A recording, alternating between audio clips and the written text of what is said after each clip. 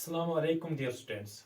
We are learning Geography of class 10th, chapter 1, that is Resources and Development. Our today's topic is Soil as a Resource. Soil बस्ती वसाइल हमें आज पढ़ना है। पहले हमें समझना है ये सॉइल होता क्या है। सॉइल जो है ये हमारे पास होती है thin layer of granny substance, thin layer of grainy substance covering the surface of earth.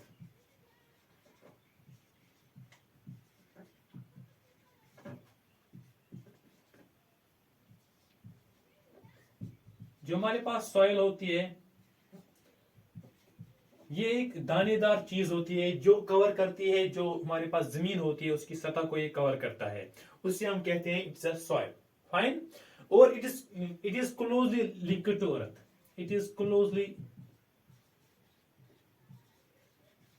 Linked to earth, linked to land I should say. ये डायरेक्टली इसकी पाइवस्त होती है लैंड के साथ। जो हमारे पास अर्थ होती है इसके पास लैंड भी होता है और मैरीटाइम एरिया भी होता है जहां पर हमारे पास वाटर बॉडीज होती है। फाइन। तो यहाँ पर जो है ये जो सॉइल होता है ये पाइवस्त होता है लैंड के साथ। फाइन। और ये क्या होता है, ये थिन लेयर होती है दानेदार चीजों की जो कवर करती है सरफेस ऑफ अर्थ। और जो हमारे पास सॉइल है, soil it is a renewable natural resource, renewable natural resource. ये वो कुदरती वसाइल है जो कि रिन्यूएबल है, इसको हम फिर से रिन्यू कर सकते हैं, फिर इस्तेमाल कर सकते हैं। लेकिन यहाँ पर हमें याद रखना है कि ये इसको बनने में काफी टाइम लगता है। फाइन। और यहाँ पर जो है ये सॉइल है it serves as a medium for plant growth. यहाँ जो प्लांट ग्रोथ जमीन पर होती है that happens in on soil only. और यहाँ पर हमारे पास वेजिटेशन होती है, प्लांट्स होती है, जब बाकी वेजिटेशन होती है, या हमारे पास बाकी जो हमारे पास लिविंग ऑर्गेनिज्म्स हैं वो they develop all on soil. Fine. इस वजह से हम कहते हैं soil is a living system, क्योंकि यहाँ पर प्लांट लाइफ है, एनिमल लाइफ है, कोई भी लिविंग ऑर्गेनिज्म जमीन पर ही रहता है, माइक्रो ऑर्गेनिज्म हो वो सब जमीन पर रहते हैं। इस वजह से हम कहते हैं soil is a living system. Soil is a living system. ये जो निजाम है, सिस्टम है, ये क्या है, लिविंग सिस्टम है, क्योंकि इसमें मुख्तलिफ किस्म के जो लाइफ वो पॉसिबल है दैट्स ऑन सॉइल। मैंने पहले कहा कि इसको ये हमारे पास रिन्यूएबल रिसोर्स है, लेकिन सॉइल को बनने में it takes millions of years. इसको मिलियंस ऑफ ईयर्स, इसको लाखों साल लगते हैं बनने में, millions of years. It takes millions of years for the formation of soil। और इस प्रोसेस को कहते हैं, the formation of soil is known as pedogenesis। formation of soil इसे कहते हैं हम pedogenesis। फाइन।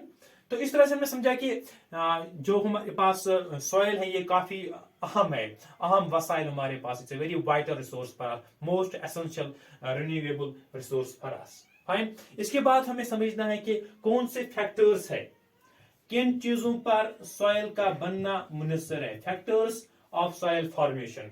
इसमें जो पहला चीज है जिस पर सॉइल फॉर्मेशन डिपेंडेंट है दैट इज रिलीफ।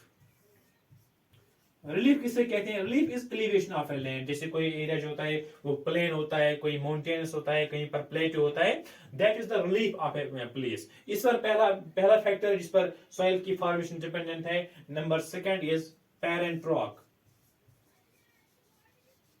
ये किस रॉक से बना है, ये जो अब सॉइल बनी है ये किस रॉक से बनी है, इसकी बुनियाद किस रॉक पर पड़ी है, तो that is the parent rock. Number third is climate. किसी जगह का क्लाइमेट कैसा है उस पर भी सॉइल फॉर्मेशन डिपेंडेंट होता है, और उसी पर डिपेंड होती है फिर वेजिटेशन भी, vegetation as well. Fine.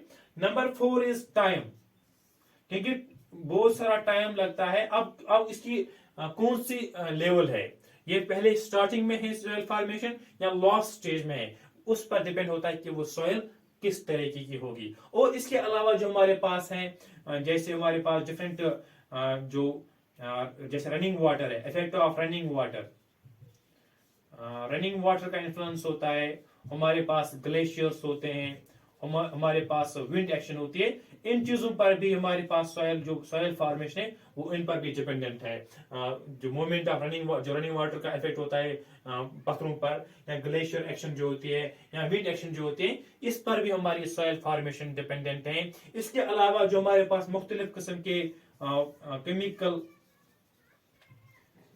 And organic changes आती हैं सॉइल में, it also is one of the factors of soil formation. इस पर भी हमारी सॉइल फॉर्मेशन है, that's also dependent on it.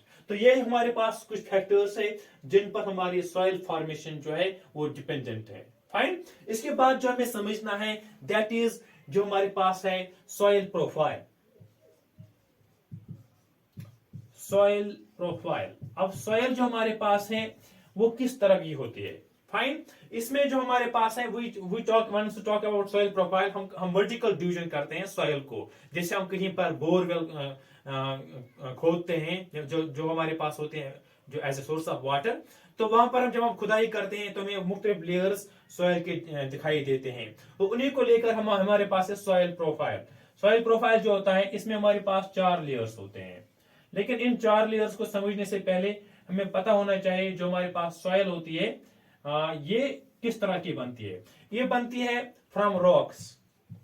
जो हमारे पास रॉक होती है, it is a consolidated mixture of minerals. It is a consolidated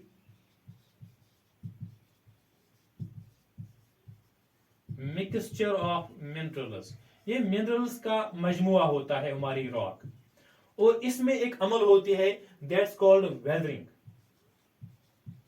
weathering, अब वेदरिंग क्या होती है? Weathering it's a break down और decay. Break down, we will say breaking up of and decay of exposed rock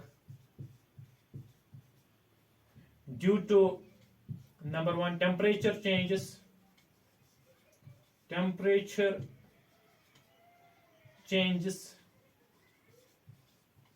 frost action,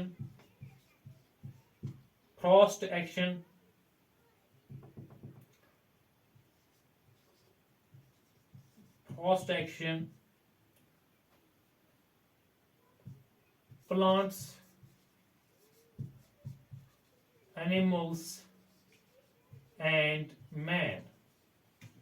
देखो जी, जो हमारे पास weathering होती है ये होती है ब्रेक डाउन। जो हमारे किसकी ब्रेक डाउन? जो हमारे पास रॉक होती है, जो एक्सपोज्ड रॉक होती है उसकी, और उसका डिके होना, उसका टूट जाना, पूरी तरह से पिस जाना, तो उसे हम कहते हैं ये वेदरिंग होती है। तो जब वेदरिंग होती है इससे जो हमारे पास रॉक धीरे धीरे टूट जाती है बिकॉज ऑफ टेम्परेचर चेंज, जो हमारे पास टेम्परेचर में तब्दीली आती है, जो also the factors of soil formation. तो इसके साथ साथ जो फ्रॉस्ट एक्शन होती है, जो हमारे पास आइस फॉर्मेशन होती है बिलो फ्रीजिंग पॉइंट, इससे भी हमारे पास जो रॉक्स है वो टूट जाती है। तो इस वजह से हम बोलते हैं जो इस लीड्स टू सॉइल फार्मिंग, इससे वजह से फिर सॉइल फार्मेशन हो जाती है बिकॉज ऑफ वेदरिंग। और इस चीज को लेकर जो हमारे पास because of the level of weathering किस लेवल की है, उस तरीके से हमारे पास जो होते हैं दिस सॉइल प्रोफाइल। इसमें जो होता है पहला होता है पेरेंट रॉक।